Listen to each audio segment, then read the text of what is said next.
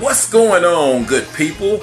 I'm getting ready to make some squash and onions. This is going to be a really quick recipe. I can never do my squash and onions like my mama does it. My mama does it and they just taste delicious, but my wife says mine tastes pretty good too. So this is not anything new. You may want to follow this recipe. You may have a way that you do your own recipe, but this is the way we're going to do mine.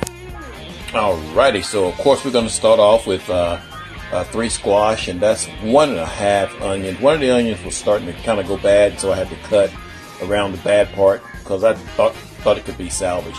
And then we're gonna go over here, and what's in there? That is bacon grease. Now, if you're on a health conscious kick, you don't have to use bacon grease. You can use coconut oil, olive oil, canola oil, whatever the heck you want to use. I'm using bacon grease. Alright, we did a rough chop of our onions, and we're just going to add our onions to our bacon grease here. And we're going to cook those until they are glistening. Stir them around here a little bit. Just going to cook them until they're glistening. Okay, now I've taken my squash and I've cut it into about 1/4 inch sections. You know, this squash right here looks like it probably stayed on the vine too long. I bought this at the grocery store. Of course, you know, you do it at home, grow it in your own garden is probably best, but this is the grocery store kind. And so you're probably going to have to cook this a little bit longer than you would fresh squash, but just because, look at the seeds, they're kind of big inside of there. So, but we'll make do, it'll still come out good. Alrighty, now our onions, that's kind of what you want to see. That's what you call glistening. If you look at the top, you can still see some are kind of white, but the majority of them are kind of glistening. Now is the time to add in your squash. Okay, I've added in my squash here, and now I'm just going to let that sit. Don't have your temperature on your stove too high, because you want this to make its own fluid. You want the water from the squash to start evaporating and make its own liquid. Now we're going to take some Morton's seasonal salt. You can just use salt and pepper if you want to, but this right here has chili peppers and black pepper and celery seed and paprika and things like that. So you want to use a little bit of that, but again, salt and pepper works just as well. And then we want to add just a little bit of honey, about a tablespoon of honey.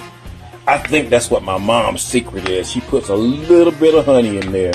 Squash naturally has sweetness to it, but the honey makes it taste good. Now we're just going to let that cook. I'm going to kind of let it simmer for a little while.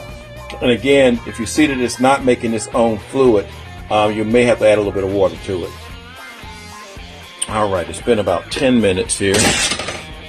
And it is making its own fluid. You can see it back there in the back. So we're going to just adjust everything around a little bit here. And then we'll come back in about another 10 minutes or so.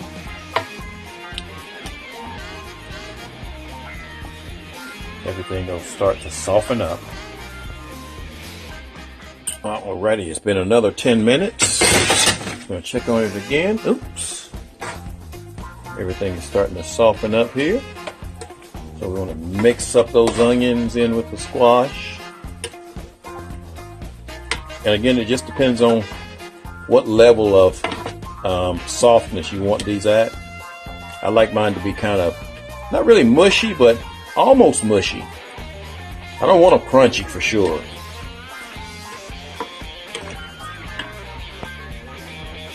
Alright, it's been another 10 minutes or so. See all the fluid? The juices that are coming out of the squash. Again, we're going to cook this a little bit longer because I still don't like the texture of it. Just because it is getting tender, but it's still got some hardiness to it, and I don't really like mine to be that hardy. I want them to be kind of soft.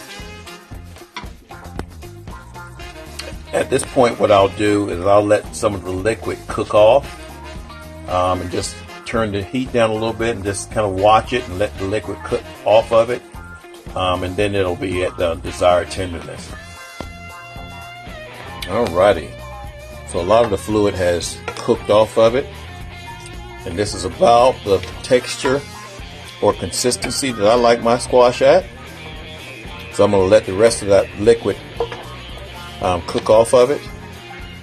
And that's pretty much how you do sauteed squash and onions, guys. It always comes out good. Season it to taste, pretty much. Some people like a lot more salt and a lot more pepper, but you just season it to taste, add whatever spices you want to, and have a good meal. Peace.